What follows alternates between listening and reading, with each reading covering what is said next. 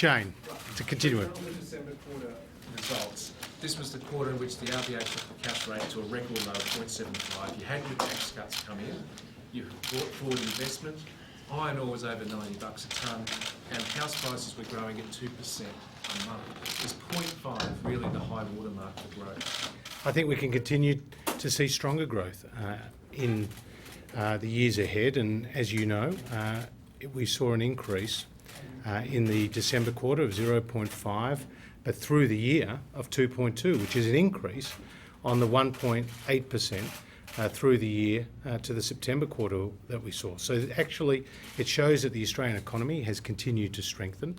There are some very positive stories about the labour market in terms of the job creation. There's some very positive stories about the housing market in terms of how that has now stabilised, and we've seen an increase in clearance rates, and we've also seeing people take the benefit of this low interest rate environment, and we've also seen our export sector continue to be strong as we capitalise on the free trade agreement. So we do face a significant economic challenge, Shane, and no one should be understating that. The Chinese economy is 4 times bigger today than it was during the time of the SARS virus. The global economy is much more connected than it was back then. There are now end-to-end supply chains, many of which lead back to China. And I think an important indicator of how significant this is the indicator that shows manufacturing activity in China. And the PMI was at 50 in January. Then in February, it fell to 35.7.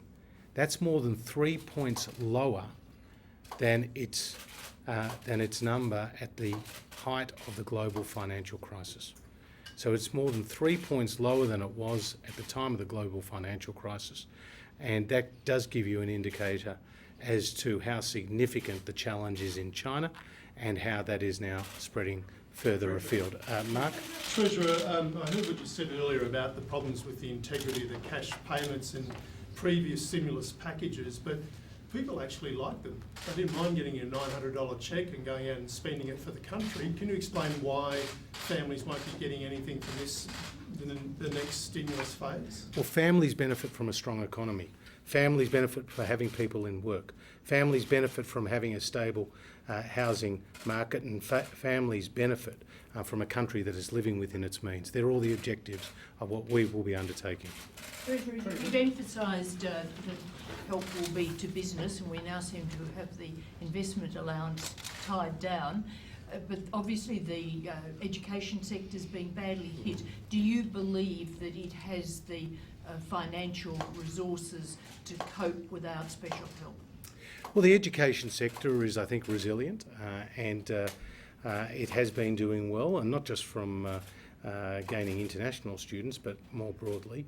But obviously, we are monitoring very closely the impact on a whole range of sectors across the economy. Of course, the education sector and the tourism sector are 2 of the major ones. International students, and there are some 200,000 from China who were here last year. They contribute more than $12 billion to the Australian economy, and with many of those not here to start the beginning of their studies, that is definitely going to have a big impact on the economy. We make no apologies for the strong travel restrictions that we put in place to protect the Australian people, but we are going to closely monitor the impact on a whole range of sectors, and obviously our response package is going to be trying to ensure that people stay in work and businesses continue to employ and continue to carry on. Putting aside labour-style checks to consumers, are you ruling out the bring forward of tax cuts or tax cuts at all as part of the stimulus package? Look, I'm not in the game of ruling in or ruling out particular measures today. What I have said and what the Prime Minister has said is that we will be bringing forward a series of measures before the budget that are designed to be very targeted, that are responsible, and that are also scalable. And they go to the economic impact that the coronavirus is currently having across the Australian economy. And it is our estimation that the impact will not just be confined to the March quarter, but the impact as this virus continues to evolve, will go on for some time. But doesn't that mean putting more cash in the hands of consumers to keep those businesses going and to keep people in jobs? Well, we are absolutely focusing on supporting those businesses so they can continue to employ Australians. I'll take two more. Dennis.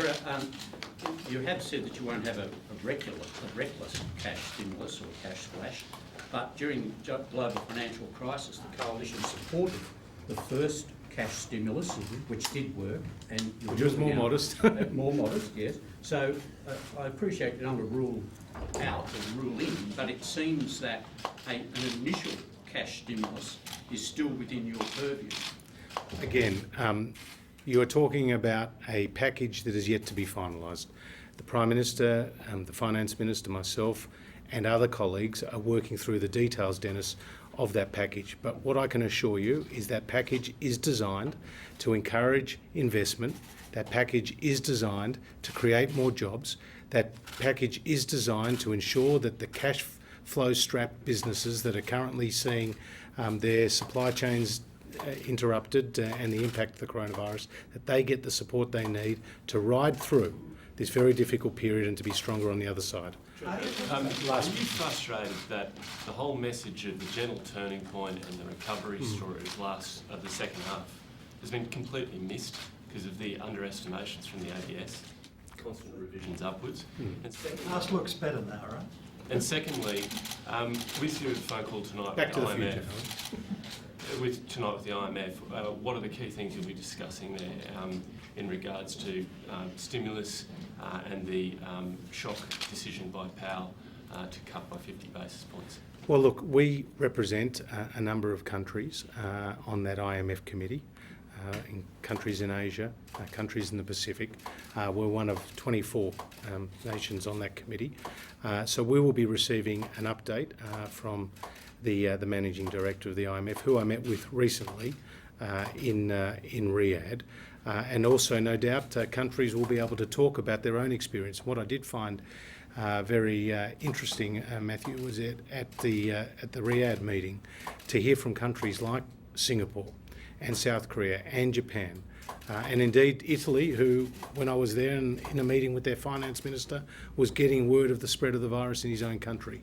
To hear not only what they were doing, but to hear of their concern about the spread of the virus. And so it will be a good opportunity tonight to swap notes with other countries. Obviously, Jay Powell, who I did meet as well with the Treasury Secretary from the United States, I also met with him too, Steve Mnuchin, in Riyadh. But they have moved in the US overnight. The Australian Reserve Bank moved here yesterday, and we welcome the announcement by the big four banks to pass on that rate cut in full. And I want to emphasise that 25 basis point rate cut being passed on in full to Australian borrowers could see somebody with a mortgage of, say, $400,000, around $700 or more better off each year.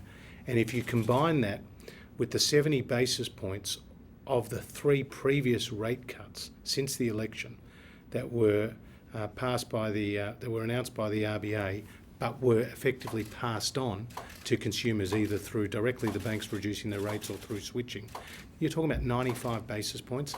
That's worth more, around $3,000 or more a year to somebody with a $400,000 mortgage. Now, it's also difficult, I have to say, for people who are depositors. And that is something that the government is also considering, because you'll remember last year we announced some changes to the deeming rate. The lower level deeming rate was brought down to 1%. The upper level deeming rate is at 3%. We are now having another look at the deeming rate. That change that we announced last year was around $600 million in terms of its cost. But we do recognise that both depositors and also and borrowers are affected here by the changing interest rates. Thanks very much.